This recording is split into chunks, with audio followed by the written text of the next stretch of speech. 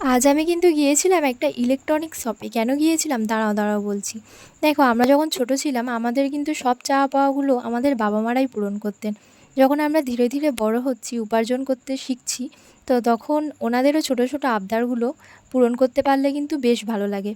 বাড়ির ফ্রিজটা খারাপ হয়ে গেছে। মা তাই বলছিল ওটা না সারিয়ে একটা নতুন ফ্রিজের কথা। আমিও শুনে মাকে না বলে চলে গেলাম ফ্রিজ নিতে। দাদাভাইকে সাথে করে নিয়ে গিয়েছিলাম, কেন কি আমি ঠিক বুঝি না তাই। আর এই ফ্রিজটা কিন্তু আমার বেশ ভালো লেগেছিল। অনেক দেখাদেখির পর ভাবলাম যে এটাই নেব। আর মেয়েদের ব্যাপার তো জানোই, যেখানে যাবে একটু সংসারের জিনিস তো দেখবই।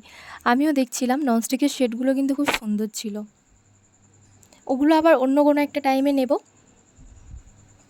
দেখার পর চলে গিয়েছিলাম এটিএমে। এটিএমটা কিন্তু একদম শপের সামনেই ছিল। দেন বিল করলাম। যখন নিজের উপার্জনে বাবা মাকে কিছু দিতে পারি, মনে কিন্তু একটা আলাদাই শান্তি লাগে। Thanks for watching.